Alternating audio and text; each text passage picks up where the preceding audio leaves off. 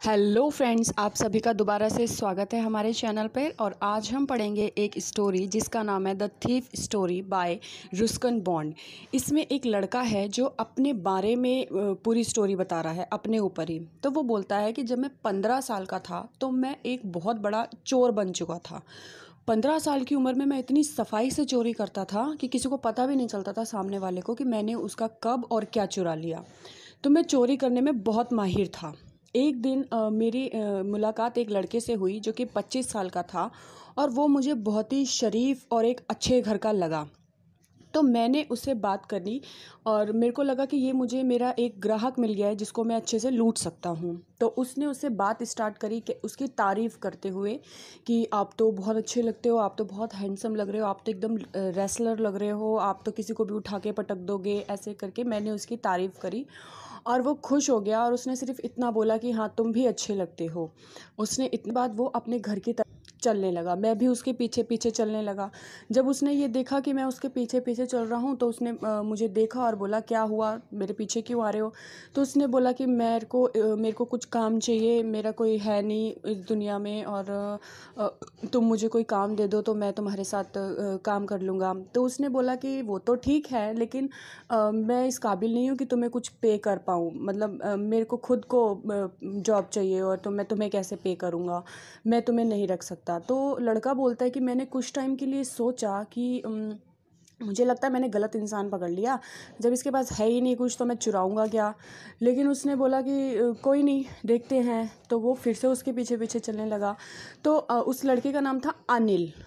जिसको जो 25 साल का था उसका नाम था अनिल, और जो 15 साल का था उसने अपना नाम बताया था हरी सिंह। हरी सिंह उसने अपना नाम झूठ बोला था, क्योंकि वो हर महीने जब भी चोरी करता था तो वो अपना नाम गलत ही बताता था ताकि पुलिस उस तक ना पहुंच पाए। तो जो 25 साल का आदमी था अनिल, उसने बोला कि ठीक है, मैं तुम्हें पे तो नहीं कर सकता, लेकिन मैं तुम्हें अपने घर में खाना खिला सकता हूँ, वो भी इस शर्त पे कि अगर खाना तुम बनाओ। तो क्या तुम्हें खाना बनाने आता है? हरीश ने फिर झूठ बोला कि हाँ, मुझे खाना बनाने आता है। उसका नाम हरी मैं बोल रही हूँ, बट रियल में उसका नाम हरी नहीं था, उसने झूठ बोला। ठीक है, तो उसने बोला हाँ, मुझे खाना बनाने आता है। तो अनिल ने बोला ठीक है, अच्छी बात है, तुम मेरे लिए खाना बनाना और तुम भी उस खाने में से खा सकते हो, और तो मैं तुम्हारे लिए कुछ नहीं कर सकता। तो वो लड़का राज़ी हो गया। उसने बोला चलो भाई, घर में देखते हैं, क्या पता कुछ मिल ही जाए। तो वो उसको अपने घर पे ले गया। फिर क्या हुआ कि जब उसने खाना बनाया, रात में जब उसने उसके लिए खाना बनाया, तो वो खाना इतना गंदा बना था कि अनिल ने वो सारा खाना कुत्ते को दे दिया। और उसने बोला कि तुमने मुझसे झूठ बोला था, तुम्हें खाना बनाने तो आता नहीं है। तो उसने बोला कि मैं क्या करता, मैं वैसे ही बहुत परेशान हूँ, मेरा कोई है भी नहीं, मैंने सोचा चलो मुझे छत मिल जाएगी और खाना भी मिल जाएगा, इसलिए मैंने झूठ बोला। अगर मैं तुमसे बोल देता मुझे नहीं बनाने आता तो फिर तुम मुझे थोड़ी अपने घर पर लेकर आते। तो अनिल ने बोला ठीक है, कोई बात नहीं, ऑल राइट, मैं तुम्हें सिखाऊंगा। तो अनिल ने मुझे खाना बनाना सिखाया। उसके बाद मैं बहुत अच्छा खाना बनाने लगा। और फिर अनिल ने मुझे पढ़ाना स्टार्ट किया, मेरा नाम लिखना सिखाया, छोटे छोटे सेंटेंसेस बनाना सिखाए, और एडिशन सब्ट्रैक्शन ये सारी चीज़ें उसने मुझे सिखाई। तो मुझे बहुत अच्छा लग रहा था, क्योंकि मैं कुछ सीख रहा था। मुझे कुछ भी पढ़ने लिखने नहीं आता था, तो मुझे बहुत अच्छा लगा कि मुझे कुछ सीखने को मिल रहा है। मैं बहुत खुश था। लेकिन मुझे इस बात का भी था कि मैं कुछ चोरी नहीं कर पा रहा हूँ, और ना ही अनिल मुझे कुछ पे कर रहा है, तो मेरे पास पैसे नहीं हैं। तो एक बार क्या हुआ, जो अनिल है वो मैगज़ीन के लिए लिखता है। तो कभी कभी तो उसके पास जब उसके कंटेंट बिक जाते हैं तो उसको अच्छा खासा पैसा मिल जाता है, और अगर नहीं बिकते हैं तो वो खुद उधारी पे चलता है, खुद दूसरों से उधार लेकर अपना काम चलाता है। तो एक दिन क्या हुआ कि ऐसे ही चलता रहा, वो खाना बनाता रहा, उसका सारा काम करता रहा। 1 महीना बीत गया। 1 महीने के बाद अनिल का एक कंटेंट बिका। एक मैगज़ीन में जो उसने कंटेंट लिखा वो उसका बिका, और उसको 600 रुपये मिले।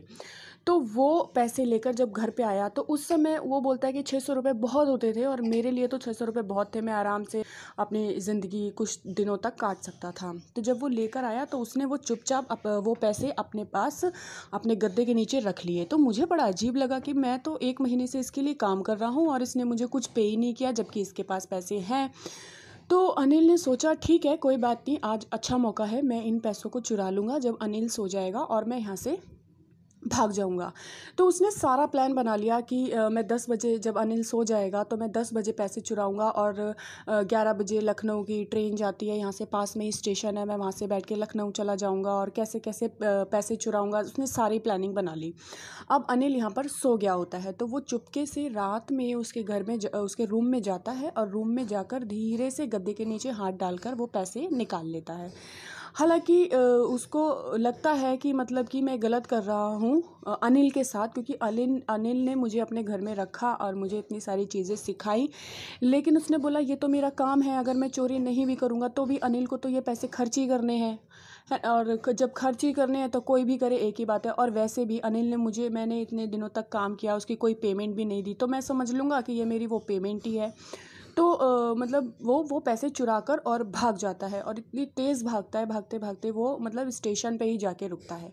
स्टेशन पे जाके वो पैसे गिनता है, तो वो 600 रुपए होते हैं। वो बहुत खुश होता है, कहता है वाह! अब तो मैं आराम से कुछ दिनों तक अपनी ज़िंदगी जी सकता हूँ। जैसे ही वो स्टेशन पे पहुँचता है, वो देखता है कि ट्रेन चल रही है और छूटने ही वाली है। वो भागता है, कोशिश करता है ट्रेन पकड़ने की, लेकिन ट्रेन निकल जाती है। तो फिर वो सोचता है अब मैं क्या करूँ, मेरा तो यहाँ पे कोई भी नहीं है जिसके पास मैं रात बिता लूँ, या मेरा कोई दोस्त भी नहीं है जिसको मतलब जिसकी मैं हेल्प ले लूँ, अब मैं पूरी रात कहाँ बिताऊँगा। तो वो क्या करता है कि सामने एक पार्क होता है स्टेशन के सामने, वो उस पार्क में जाके बैठ जाता है और सोचने लगता है कि मेरा तो कोई भी नहीं है इस दुनिया में, और अनिल ही एक ऐसा था जो जिसने मुझे अपना माना और मुझ पे इतना ट्रस्ट किया, अपने घर में रखा, मुझे खाना बनाना सिखाया, और जो छोटी-छोटी ज़िंदगी की बातें होती है, पढ़ाई, लिखाई, ये सब चीज़ें उसने मुझे सिखाई, जो कि कोई फ्री में नहीं सिखाता है, और उसने तो मुझे सिखाया। लेकिन अगर मैं आज ये पैसे लेके भाग गया तो शायद अनिल का भरोसा टूट जाएगा। उसको दुःख तो होगा, लेकिन इस बात का नहीं कि उसके पैसे चोरी हुए, उसको इस बात का दुःख होगा कि मैंने उसका भरोसा तोड़ा, जिस पे उसने इतना भरोसा किया था। तो अनिल बहुत सारी ये बातें सोचता रहता है। फिर उसको लगता है, फिर वैसे ही वहाँ पे बारिश शुरू हो जाती है। बारिश शुरू होने से वो पूरा भीग जाता है। फिर उसको लगता है कि नहीं, मैंने ये गलत किया और मुझे घर वापस जाना चाहिए। तो बहुत देर तक वो सोचता है और फाइनली वो डिसाइड करता है कि मुझे घर वापस जाना चाहिए और अनिल को पैसे दे देने चाहिए। तो जब वो घर की तरफ वापस जाता है और चुपचाप से जब वो गेट खोलता है, तो अनिल उस समय भी सो रहा होता है और वो पैसे निकाल कर उसके गद्दे के नीचे रख देता है और चुपचाप जाके अपने कमरे में सो जाता है। तो सुबह जब होती है तो हरी को उठने में बहुत देर हो जाती है। इतने में अनिल उसके लिए चाय बनाकर लेकर आता है और उसको उठाता है, और उसके हाथ में 50 का नोट भी होता है जो वो मुझे देने आया होता है, और वो बोलता है कि लो उठ जाओ, लो चाय पी लो, और तुम मेरे पास आज पैसे हैं कि जो भी मैं पे कर पाऊँ, और ये लो तो अपने 50 रुपये। और जब मैंने वो 50 रुपये पकड़े तो वो 50 रुपये गीले थे, क्योंकि रात में बारिश हुई थी, तो वो नोट गीला था। मैं एकदम से डर गया कि मतलब इसने कुछ पूछा नहीं कि ये पैसे गीले कैसे हुई। हालांकि मुझे उसका फेस देख के लगा कि वो सब कुछ समझ गया है, लेकिन उसने फिर भी मेरे से कुछ नहीं बोला। इस बात को लेकर मेरा एकदम दिल भर आया और मैंने छोटी सी स्माइल उसकी तरफ देख कर करी, और अनिल ने भी मुझे देख कर स्माइल करी। लेकिन अनिल ने मुझे, उसको सब पता होने के बाद भी उसने मुझे कुछ नहीं बोला। शायद यहीं से मेरी ज़िंदगी की एक शुरुआत है, अच्छी ज़िंदगी की शुरुआत थी। तो thank you to listening my voice. Thank you.